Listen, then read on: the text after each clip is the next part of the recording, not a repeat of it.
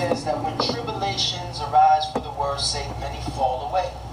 So I'm going to teach you how to be a stronger servant. Okay? Now, the kingdom of heaven is as a man. The kingdom of heaven is as a man. The kingdom of heaven is not a man, but God uses men. Throughout history, God uses man, and God can use you too, no matter where you are. Jesus chose sinners. Jesus chose the bad guys. God also elected bad guys, like Jacob and David. But he chose them out of their own soot and who they was, in their own ashes. He chose them. And said, I want you.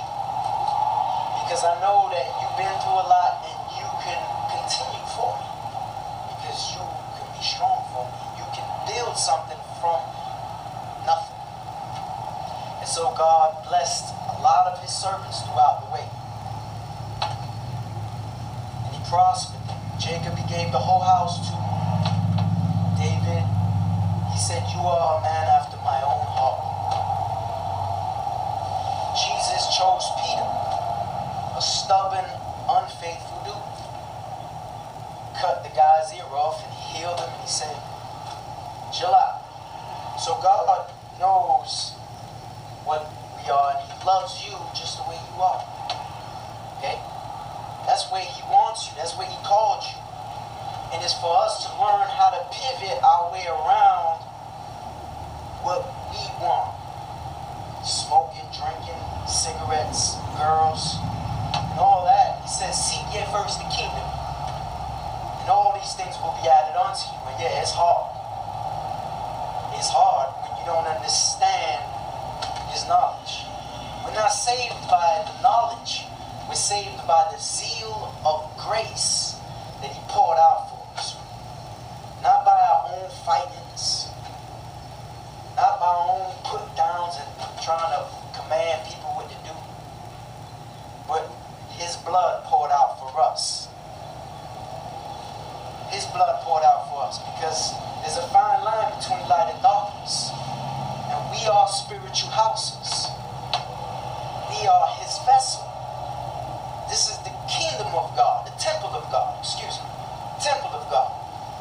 And he wants to live in you. He wants to move you. There's a spirit out there. There's a spirit that tries to even confuse our thoughts. But somewhere in that confusion, we still got to say so. We still get to choose if we want to or not. And sometimes we suffer. Sometimes we cry. And sometimes we feel like we got over on a certain something because now we know what's going on. Well, I'm giving you an opportunity today to understand the power of his light that shines down. Though Satan might try to hinder us, we all been through it, but we know that we can get through it because God's hand right now is a little stronger than it was before. And it will be, because he's there. And he's here. And he knows what to do in your life. He knows how to call you and bring you closer. He can be a part of your life and move you and change things for you tomorrow. And there's a choice that one makes to either say, or to be like, humble yourself before the Lord. And it's hard. We all gonna get, a Christian puts on brand new shoes, gets them dirty, and has to buy new ones. That's the point of being a Christian. As long as you keep on repenting, keep on asking, and keep trying to make a difference in your life to make it different in other lives. So the kingdom of heaven is as a man traveling. Now what's a traveling man? A traveling man can either be like this, walking in New York. You have a book bag. You can have one of those sleeping bag ponchos and travel across the world. You can live Walmart to Walmart, 300, 400 bucks a month. A traveling man must also be prepared. And what we're preparing for in this travel is to grab the kingdom of heaven that God is trying to give